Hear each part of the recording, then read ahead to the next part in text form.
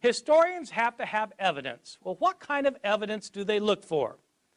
The best kind of evidence when dealing with ancient periods is to find evidence that goes back to the time itself. If you had some contemporary eyewitnesses telling you how Simon Peter died, that would be brilliant. Unfortunately, you don't have that. You would love, though, to have contemporary accounts written like the next day from the events. That would be great.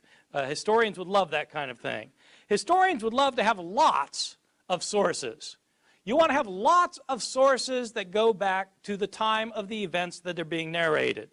You would like these sources to be independent of one another. If you have 20 sources, but they all got their story from the same guy, then you don't have 20 sources, you have one source. You want 20 independent sources who all attest the same event. Moreover, you want these independent sources to be consistent with one another. You don't want them to be contradicting each other all over the map. You want them to be agreeing with one another. So you want them to corroborate one another without collaborating with one another. Moreover, you want them to be unbiased toward the subject matter. You don't want them to be skewing things in light of their own self-interests. If you're an ancient historian trying to establish what probably happened in the past. What kind of sources do we have when it comes to the Gospels? The Gospels are our sources for knowing about the resurrection of Jesus. Are they the kind of sources that historians would want when trying to establish what probably happened in the past? I think the answer to that question is no. When were the Gospels written? Well, they are not contemporary to the events they narrate. Scholars debate when the Gospels were written, but by far the most common datings are that Mark was written sometime around 65 or 70 A.D., Luke and Matthew about 10 or 15 years later, John maybe 10 or 15 years later, so John maybe around the year 90 or 95, Matthew and Luke around 80 to 85. These are the dates that are taught throughout the universities and divinity schools and seminaries of North America and Europe. I take them to be right for reasons that I can give you if anybody really wants to know. It's complicated arguments. If these dates are correct, it means that our earliest account of Jesus' resurrection is 40 years after the event. 40 years after the event. Well, Paul was writing before that, wasn't it? Yes, Paul was writing before that. Paul talks about the resurrection in 1 Corinthians. Well, that's 20 years after the event, so that's better. The Gospels give us the narratives. Paul makes reference to it, but there's a 20-year gap. You don't have somebody who was there writing about it. Second point, none of the authors were eyewitnesses. Paul himself indicates that he was not an eyewitness, and none of the gospel writers was an eyewitness. People, of course, call the gospel books Matthew, Mark, Luke, and John. Well, they call them Matthew, Mark, Luke, and John because we don't know who wrote these books, and there's no point calling them Sam, Fred, Jerry, and Harry. I mean, they're written by people. We don't know who they were written by. They are anonymous. You might not think so because they have the title, The Gospel According to Matthew. Whoever put that title on it was an editor later. The original books are all anonymous, written in the third person. Moreover, the followers of Jesus were Aramaic-speaking peasants from Galilee, lower-class men who were not educated. In fact, Peter and John in Acts chapter 4, verse 13 are literally said to be illiterate.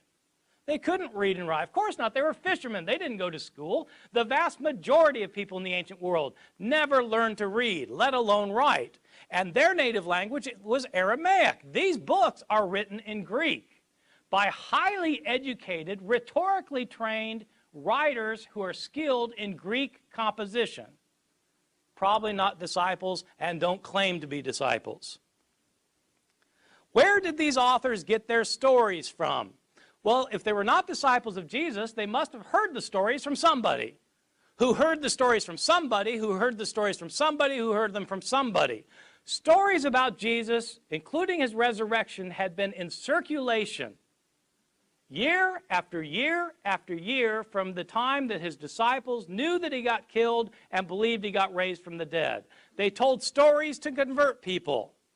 They improved the story sometimes. They changed the story sometimes. The stories got modified in the process of transmission over the course of decades before anybody wrote the stories down.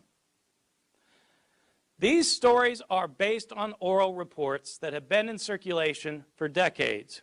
What happens to oral reports in circulation year after year, decade after decade? They get changed.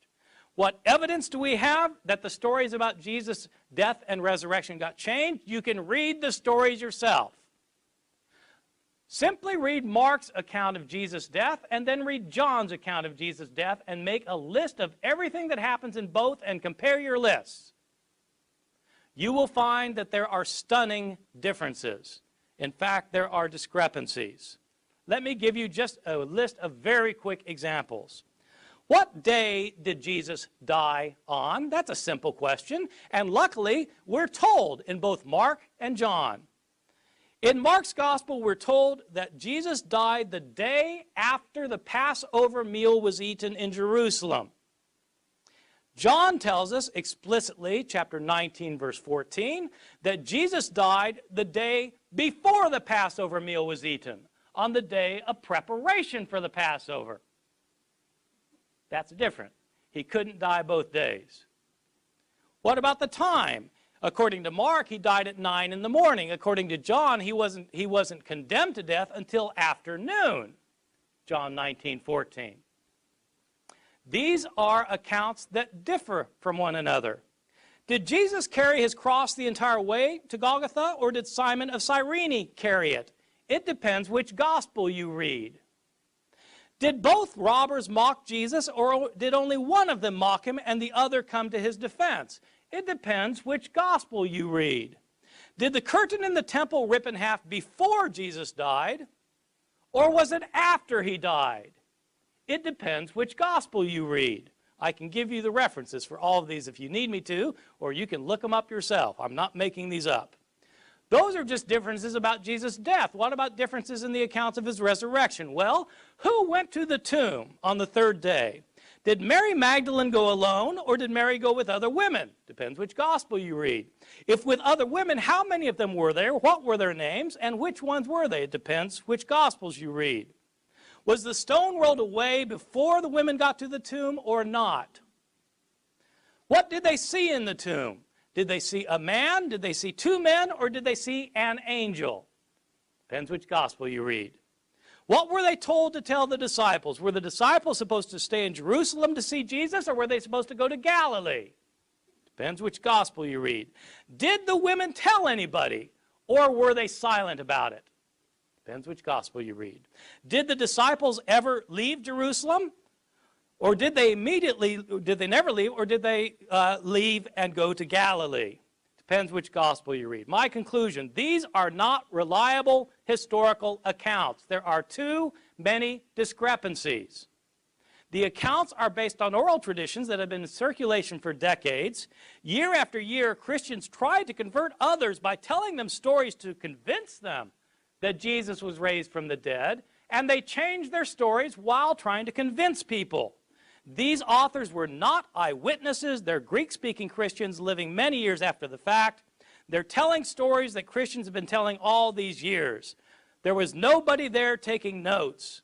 Some of the stories were invented, many were changed. For this reason, these accounts are not as useful as historians would like as historical sources. What I've given you so far is really just kind of child's play compared to the real problem of why historians cannot prove the resurrection. And this is what I want to spend my last 3.5 minutes on, the real problem. Mike and I agree that what historians try to do is establish what most probably happened in the past. That is the task of history. You can't prove the past.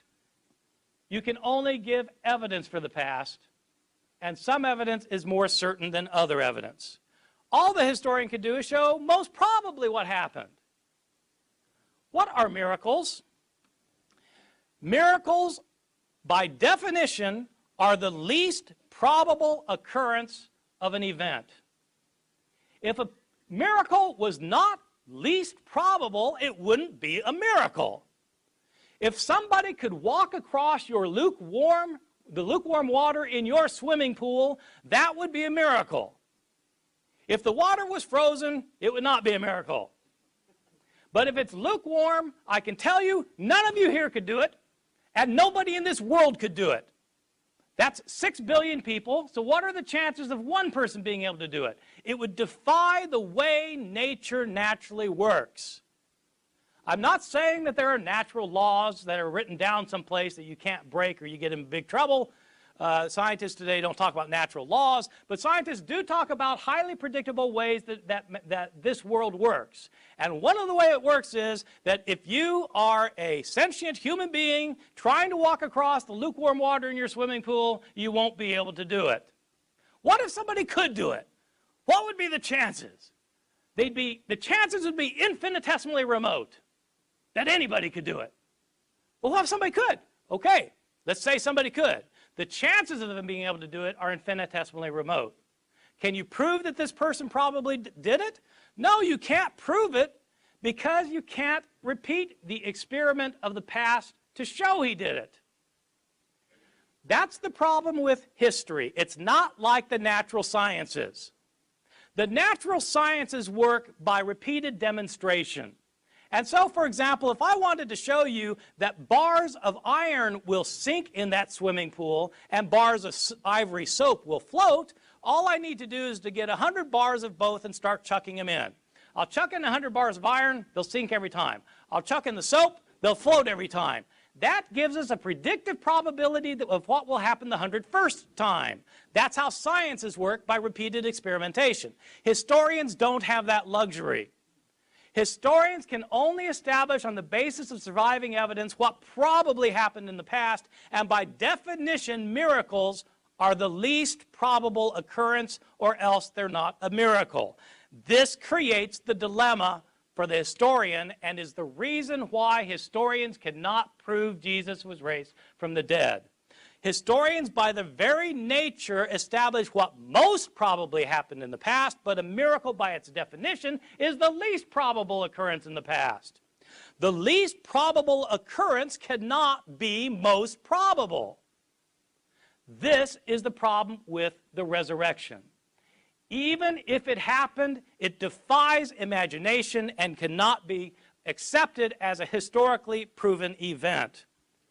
Belief in the resurrection. If you believe in the resurrection, it is for theological reasons. The resurrection is a theological assertion about what God did to Jesus. It is not, and it cannot be, based on historical proof. Thank you.